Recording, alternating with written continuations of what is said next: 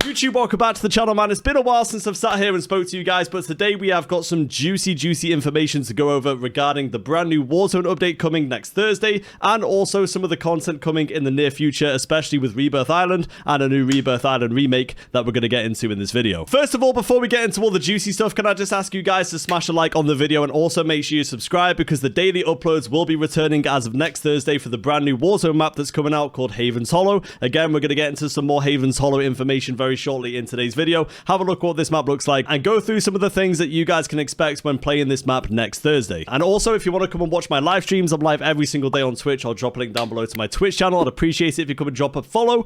Let's get straight into it. So first things first, before we get into any Rebirth information, welcome to the brand new map Havens Hallow. This is the brand new Resurgence map that we can expect to be playing next Thursday when Season 1 comes. A lot of people have been asking me when the new season and when Warzone is going to be integrated. It will be next Thursday on December the 4th. But this is the brand new map. If you guys watch me at Call of Duty Next, you will see that we played this map early, and a few things have actually changed since I played it a few months ago, and we're going to get into a few of those things now. Also, we're going to be watching some clips from a video of a Call of Duty dev talking about Havens Hallow and what we can expect too. But first of all, what are we thinking about this map from first glance? I think it looks pretty good. When I played it at Call of Duty Next, one thing I will mention is the colors were very vibrant. It looks like they've changed a few POIs though from when I last played it at COD Next, and that is one of the central POIs here called Barn. I think this before was called Home something, Homestead, I can't quite remember, but they have changed this, and we have got some pictures of what this POI looks like in this video that we're going to watch shortly. I just want to ask the question though, on December the 4th, next Thursday, where are you guys dropping? For me, I think it's going to be either Mansion or Research Center. Mansion is actually a sick POI. It is pretty much self-explanatory as to what this POI is. It's basically a huge house. You can land up on the rooftop here, just where my mouse is. There's loads of crates that you guys can loot and loads of entries into the mansion as well. It's like 3 different floors. The general layout of this map was pretty good when I played it at COD Next, but there was one concerning thing, and that was the player count. When we played it at COD Next, there was 44 people in total on Resurgence squads, and this was kind of an issue because, as you can imagine, with all the people that were playing there, it was super sweaty, and it still felt like the pacing wasn't that good. So you have a full lobby of content creators and pro players, and it still felt like it was pretty slow pace. So this is one thing that we raised up with the Call of Duty devs when we were there in Las Vegas playing this game early, and it looks like they've listened to the feedback because they will be upping the player count from 44 to 52, so 2 extra teams in quads, and I feel like this is just going to be so much better for the general flow of the map, and definitely going to be possible to drop some high kills like 50s and 60 bombs. I know a lot of you guys watching the video like to go and drop high kills, so I'm sure you're going to be happy to hear that. But looking over this, what is your favorite POI? What looks good to you? Let me know down below in the comment section. I would love to know. So as I said, a developer from Raven, this is a guy called Pete. He was talking to the camera, and he posted a video on Twitter with Raven Software, basically going through some of the things that we can expect with Havens Hallow. So we're going to go and look at the first question. These are some Q&As basically that he's been doing with some people that have been curious about what to expect. First question is up right now, and he says, all right, let's get right into it. First question. What are you changing on Havens Hallow for launch? It's a great question. The reception at COD Next was really positive towards Havens Hallow, but we're always looking to improve the player experience. So what we're doing is we're increasing the amount of players across all matches. For example, in quads, we're moving up to 52 players from what you might have seen at COD Next at 44 players. So there you go. He just said it right there. They're upping the player count from 44 to 52 players, which is going to be brilliant for quads. And you can see here there's a nice little image. I don't know if we can up the video quality of this. Twitter video quality is absolutely terrible. But this is pretty much what the map looks like. The colors look great. We've got like an autumnal sort of vibe.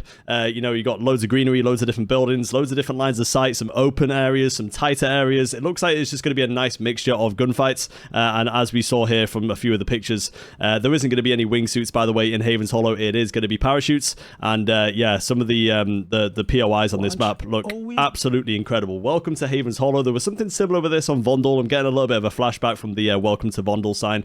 We also have a bowling alley as well, which is sick. If you could actually do bowling and knock down the pins, that would be insane. Maybe a little bit too much for Activision to implement into a map though. But yeah, moving on to the next question, talking about the POI. So this is what I was saying before about the POI, the barn POI, which is central of the map. They have changed this from what we played back in Call of Duty Next, so we're going to go and take a look at what this looks like now.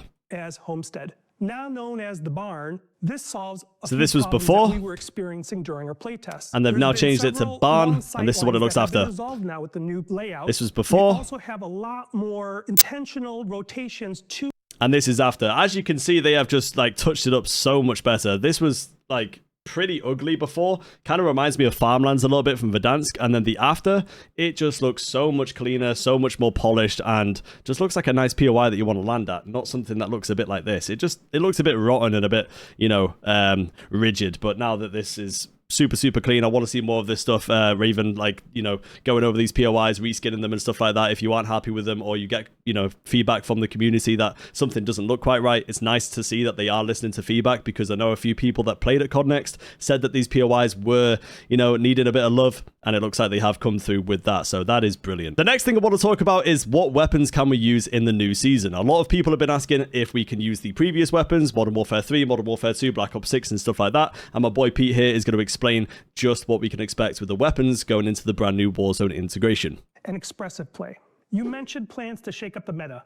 Can you be more specific? Yeah, absolutely. So we are committing to updating the meta more often than we ever have in the past. You know, so that's a very important thing to take there. He said that they are going to be updating the meta more frequently than they have in the past. I love this. I personally think, and I want to know what your thoughts are in the comment section down below, I think having 12 metas a year is perfect. So one meta every single month. I think if we change the meta too often, like every 2 weeks, every 3 weeks, there's no stability with the game. It is nice to have, you know, a couple of classes, a couple of weapons that are more powerful. That is pretty much what Warzone is all about. Then we move over to the next one. So let me know how frequently you guys would like to see a meta in Call of Duty Warzone going into 2026. Personally, I think 1 a month would be perfect. The goal is to keep weapon diversity as interesting as possible. We plan on doing that by really focusing on attachments to make sure that they're both impactful and meaningful to the player.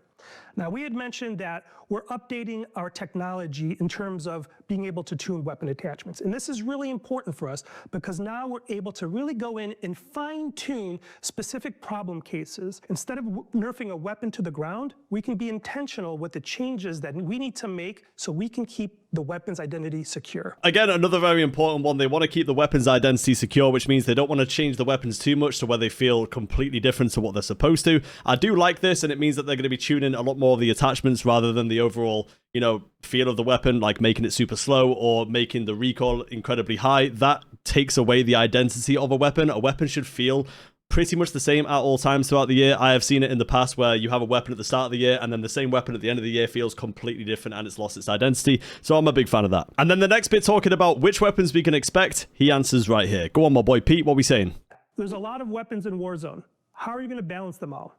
Our focus is on the new weapons introduced with Black Ops 7's launch and Season 1. You can always go back and play with old favorite blueprints you own.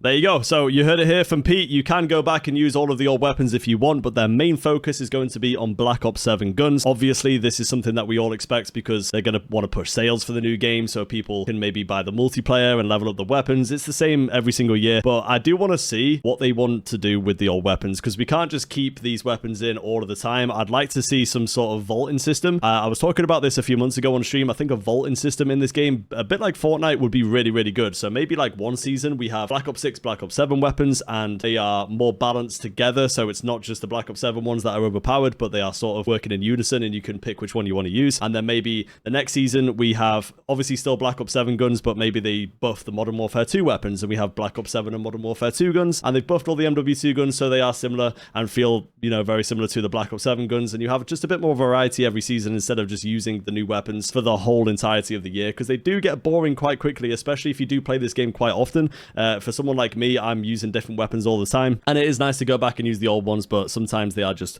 completely unusable. So be interesting to see what they do with that in the near future. Another very important topic is aim assist. Let's see what Pete is saying about what aim assist is going to be like in Black Ops 7 Warzone. What are you changing with aim assist? We're working closely with Treyarch on adjusting aim assist across all ranges and a right stick aiming requirement that will lead to a more competitive and balanced experience. These changes go live in Warzone with the launch of Season 1. There you go. So that's what's happening with aim assist. I want to know your thoughts down below in the in the comment section, what you guys think about the aim assist in Warzone currently as to what it is in Black Ops 6 Warzone. If you've played Black Ops 7, do you like the aim assist changes, or should they revert them back, or should they go that one step further and nerf aim assist even more? Because I know that in the recent update they did in Black Ops 7, they actually buffed rotational aim assist just slightly at range, so it'd be interesting to see what these guys do with aim assist going into Black Ops 7 Warzone. Personally, for me, I think there should be a nice balance between the two. I think Black Ops 6 aim assist in Warzone was very strong, especially with the rotational. It would be nice to bring that rotational all the way down, because that can completely carry people in gunfights sometimes, and it's basically just doing it for you, which is, you know, a little bit cheesy. But it'd be nice to have a nice balance, so, you know, if you actually put effort into the game and practice your aim, you know, you are going to benefit to the people who don't play as much, and that's the way it should be. There should be a level of competitiveness in Call of Duty and in gaming in general. Another very important topic of conversation is what is happening with the skill-based matchmaking coming to Warzone. Pete is going to explain here what is happening with the open matchmaking that we've seen in Black Ops 7 multiplayer and how that contrasts and is implemented into the new Warzone. Is open matchmaking coming to Warzone? Yes, open matchmaking is coming to Warzone in Season 1. Short and snappy. There you go. You heard it here from Pete. Open matchmaking will be coming to Warzone Season 1. This obviously means that there is going to be the classic matchmaking rather than the hyped up, you know, boosted up skill-based matchmaking that we've been used to over the years. However, I will say take this with a pinch of salt, because I've been playing a lot of Black Ops 7 with this open matchmaking and it is still completely full of sweats. But you could argue that Black Ops 7 is not a free game. People who play it, people who are grinding throughout the day, which is the times that I like to play, are usually ones that are, you know, dedicated to camo grinding and are hardcore Call of Duty players.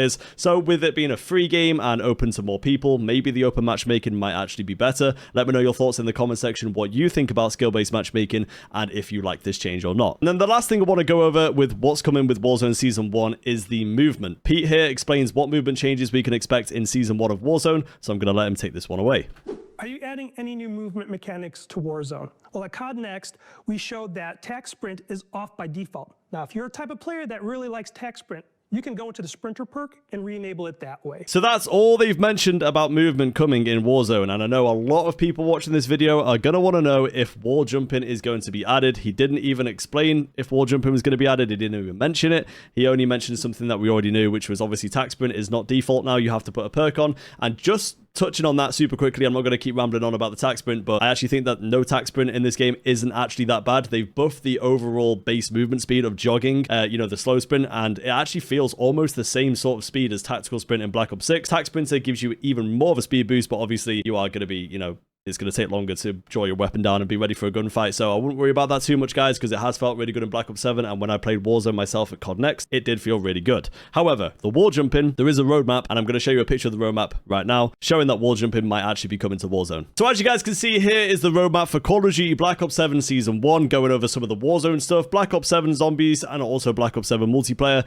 We have some brand new maps here. These look absolutely incredible, but we are not talking about this. We're talking about wall jumping. I'm not going to go off on a tangent, but there is a tiny little box in the bottom right. You can't see it because it's behind my face cam, but Real Slim JD did take a screenshot of this and zoom it in, and as you can see here, it says wall jump in LTM'S, default tac sprint removed, increased sprint speeds, and combat roll with Mountaineer perk. So this is something that they are going to be testing in the LTM'S, and I think that's what LTM'S are going to be used for this year, as a bit of a fun, but also a tester to see what people actually like, so they can experiment with these different things. So wall jumping will definitely come to an LTM in the near future, and it sounded like on the video from the dev thing, when I watched the full thing, he said that LTM'S will be like almost a weekly thing, maybe a bi-weekly thing that will happen on the weekend. So very excited for that. We need more LTM'S, we need more events, we need more of this stuff in Black Ops 7 Warzone. It is an absolute game changer, and it's nice to see that they are listening to the community feedback, and hopefully they can implement wall jumping in the near future, especially with the Avalon update coming next year. I just want to ask you guys though, before we move on to the Rebirth stuff, do you guys want wall jumping in Warzone, and how do you feel about it maybe being in a specific game mode or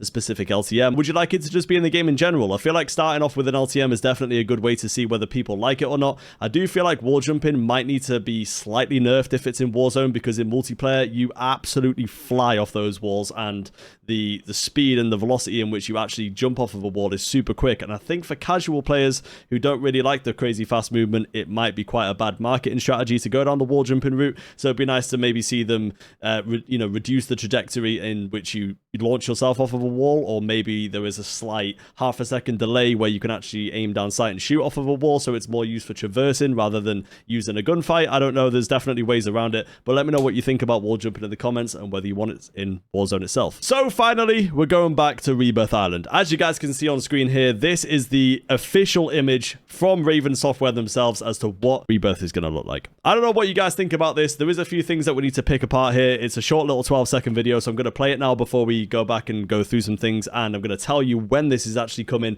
because it's going to shock you. Winter is coming. So Rebirth has been hit by a snowstorm.